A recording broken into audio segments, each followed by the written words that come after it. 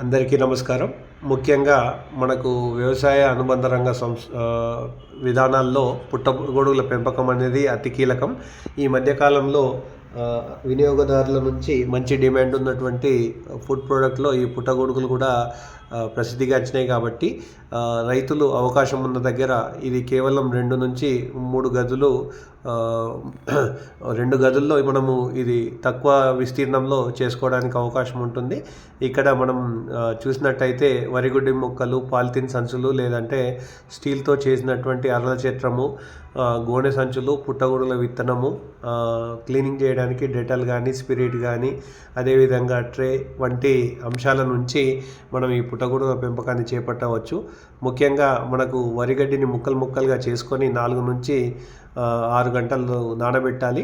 నానబెట్టిన గడ్డిని గోనె సంచిలో నింపి గంట పాటు ఉంచాలి. గడ్డిలో 60 నుంచి 65% తేమ ఉండేటట్టుగా చూసుకొని తేమ శాతం తనిఖీ చేసిన తర్వాత పిండిలో సరైన తేమ ఉండేటట్టు చూసుకొని దాంట్లో మన పుట్టగొడుగుల యొక్క విత్తనాన్ని చల్లుకోవాలి. 1 కేజీ వరిగడ్డికి దాదాపు 50 గ్రాముల పుట్టగొడుగుల విత్తనాన్ని వేసుకోవాలి. తర్వాత సంచులకు రబ్బర్ బ్యాండ్ బిగించి గదిలోకి మార్చాలి. ముఖ్యంగా ప్రతిరోజు గదిలో 24 నుంచి 28 సెంటీగ్రేడ్లు, తేమ శాతం వచ్చేసి 80 నుంచి 85% ఉండేటట్లుగా చూసుకున్నట్టయితే 3 నుంచి 4 వారాల్లో బెడ్లపై తెల్లని శిలీంధ్రం దట్టంగా వ్యాపిస్తుంది. బెడ్లపైన పాలిథిన్ సంచులను శుద్ధి చేసి బ్లేడ్తో కత్తిరించాలి.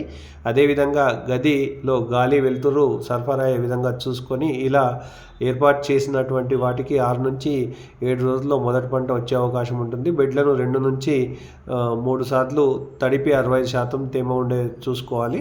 ప్రతి 15 రోజులకు 2వ మరియు 3వ పంట వస్తుంది. మనకు ఇక్కడ మనం గమనించవచ్చు, పుట్టగొడుగుల్లో వివిధ దశలు మనము ఇప్పటివరకు డిస్కషన్ చేసిన అంశాలన్నీ కూడా ఇక్కడ చిత్రంలో గమనించవచ్చు.